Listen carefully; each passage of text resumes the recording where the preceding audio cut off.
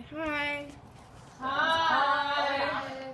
Welcome to English 9. So let's go ahead and let's get started. Will you guys take out your stories? A jury of our peers. Okay, so what I want you guys to go, I love that face, Alyssa. What I want you guys to do is pull out a sheet of paper and we are going to do a silent free write. It's not going to be a long one, but I just want you guys to get your initial thoughts about what you think this story is about, why you think that, and then I want you to think write one complete sentence on why, or on what this means to you. Okay, let's give Taylor another minute in silence, okay? And then we'll discuss. Guys, could you please, just a little bit more silence. Alyssa, do you want to come up and pick up a marker and go ahead and write your sentence on the board? You can write it over here or write it over here, but I'm going to have you guys do it one at a time. If Pam, you want to go ahead and pick out a marker, and then Peyton, if you want to pick out a marker, you guys can go ahead and start writing your sentences on the board. But I don't think we have enough for everybody to write all at once. Well, if you want to put the bare minimum, you can, and then you can elaborate on that because you're going to talk about it. Let's go ahead and start discussing the story itself. So let's address the first question. What do you think this story is about? Why? The story to me is about like a lady in New Foster killing her husband and then trying to find out her motivation or motive, while the ladies are finding tiny detailed evidence and finding out what led her to do it, or like how her husband was like mentally abusing her or whatever. What do you guys think about what Jessica just said? Yeah. Why? Tell me, Maddie. Because I thought the same thing too, and I'm never wrong. And you're never wrong. Because you're a ginger. So who else, does everybody else have the same opinion about this story? That these gentlemen are, the sheriff and the county attorney and the witness are looking for motive. They're there looking for motive, right? Does everybody, you believe that too, Leah? Yes. Does everybody, a novel so the last portion, let me read the last portion of what you just said. Oh, with the woman? Okay. Yeah. And like the women, the wives and stuff are finding like tiny details, evidence, and finding out what led her to do it.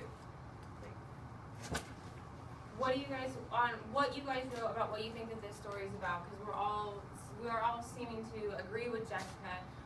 What are the tiny details, Taylor? Actually, I had something. Well, let's explore what you think. Well, like, I couldn't find out what it meant to me, but it reminded me of something. It reminded me of this little segment from the book Match, like when Kai and Xander are playing a game together, and like Kai, he knows he can win the game. He knows exactly how to, but he doesn't. He lets Xander win because he's not supposed to, because he has to read the book and find out why.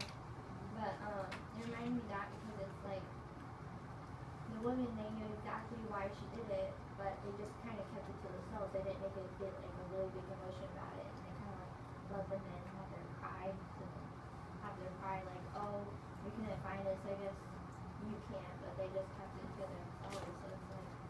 So it's like. So Taylor's saying that they kept it to themselves. Does anybody? Why did these women? Why did they do that? Why did they say something about it? I mean, I don't think it was with the pride, but it's more like the men wouldn't understand. Because like the men were like very cocky and like, oh, men can do no harm, women are just for cooking us food and stuff. So I mean, on the emotional level, they wouldn't understand. So I think that's why they kind of kept the evidence away from them, because they would just probably look past and was like, oh, that's no big deal. Minnie's just a crazy psycho lady that just wanted to kill her husband. He wasn't mentally abusing her. And what do you guys think about that? Abusing somebody? No. What do you guys think about that? Like these women, so you're saying that it's not, you don't necessarily think that it has to do with like prideful, but more an aspect of how they're looking at differences in gender, right? So what time period is this story set in, guys? Buggy time. The two-seated buggy time. The two-seated buggy time, which is what year? What year? Do you guys know what year? I thought a buggy was a slug bug. A slug A slug And I bug? thought a sedan was like a chariot with horses. dare. I thought it was a chariot of horses. I drive my chariot of horses. To Yeah, school well, every day. yeah, we have to have, so to understand this story, we really have to understand the context, right? So if this story happened today in society, we look at this story really differently. Oh yeah. But it happened during Susan Glassford's period of time. Like 1800s. It was early 1900s. Okay.